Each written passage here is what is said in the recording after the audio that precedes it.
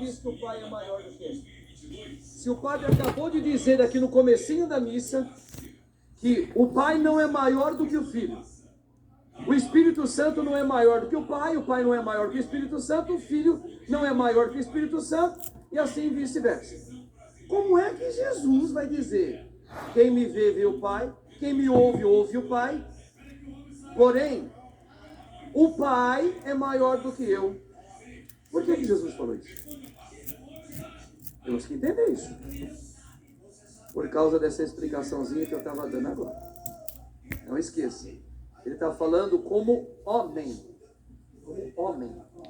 Como criação. Deus, o Pai não deu carne para ele igual a nós. Não pôs sangue nele igual ao nosso. Não pôs cérebro nele. Pôs. Então, como criado também no ventre da mãe, ele é menor do que o Pai. Concordam? Pois é. Então é isso que ele está dizendo. Eu e o Pai somos um. Quem me ouve, ouve o Pai.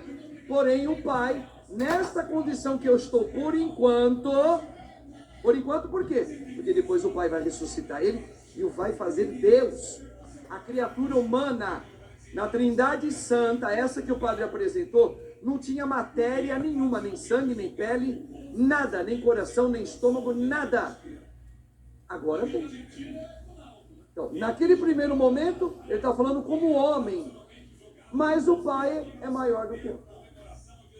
Depois, quando Jesus morre, o Pai o ressuscita, bom para Jesus. Por quê? Porque ele foi obediente. Ele não usou a vontade dele. Aí o Pai faz o quê? Ressuscita ele como aquilo que vai acontecer com a gente. No último dia da nossa vida. Aliás, quem morre hoje, o Pai ressuscita a alma. E no último dia, o nosso corpo. Cristo não, Cristo já foi. Corpo e alma. O homem. Agora atenção. Só que o Pai não só o ressuscita, como põe à sua direita. Aqui é importante para a gente. Eu expliquei isso na ascensão. Por quê? É quando o Pai, ao ressuscitar o Filho, sabe aquele Espírito Santo que é Deus? Que Jesus, o homem Jesus, mas ele como homem também já não tinha Espírito Santo? Tinha. Mas ele tinha de uma maneira diferente. Vou repetir. Padre, Jesus de Nazaré, quando ele ia ensinando, quando ele ia curando as pessoas, o Espírito Santo, a substância divina já não estava nele? Estava, nota 10 para você. Agora faz a pergunta complementar. Mas por que depois, quando ele morre, o Pai o ressuscita, agora ele ficou totalmente diferente, ele se tornou Deus?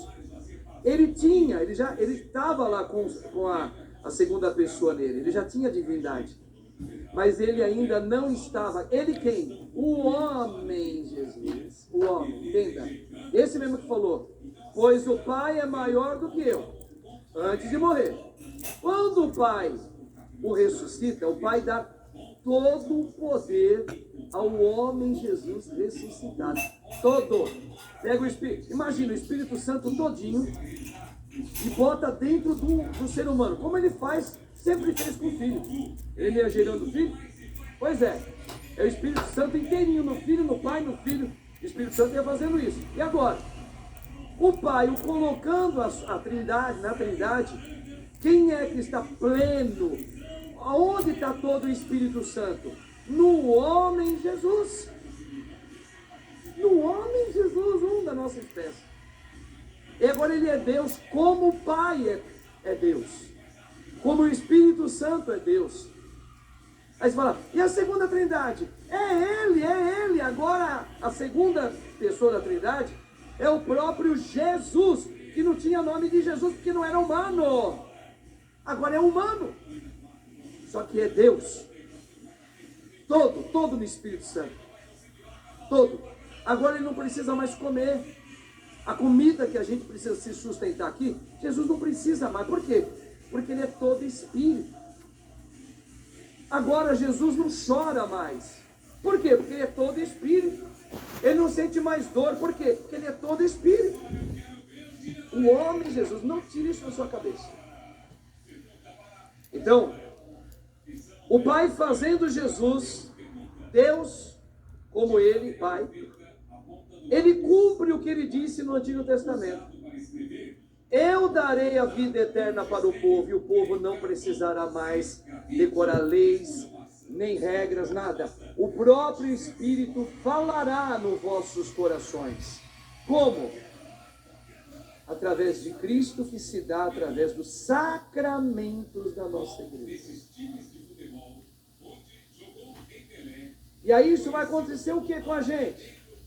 Vai transformando você, os teus sentimentos, nos sentimentos de quem? De Cristo ressuscitado. Obediência plena, não a sua vontade, mas a vontade do Pai. Por isso que a gente fala assim, quando eu começar a deixar a vida de Cristo, através do sacramento, viver em mim, isso aqui é muito diferente do que você pode imaginar.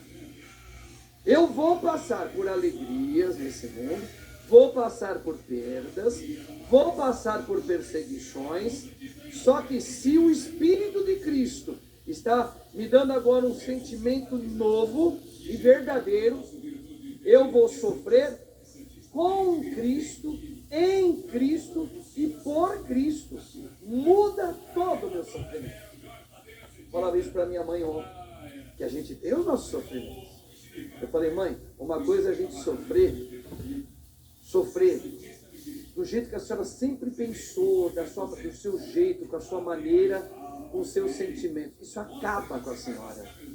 Agora, outra coisa é Cristo começar agora a viver de tal maneira na senhora, que quando esse sofrimento chega, e já chegaram, a senhora pode até chorar, a senhora pode até muitas vezes ficar inquieta, mas a senhora não vai sofrer com grande melancolia, ou não vai cair numa depressão, a senhora não vai desanimar da vida. Por quê? Porque a senhora está com os sentimentos de Cristo sofrendo. Entenda isso. Aqui está o checkmate de Satanás. Aqui está.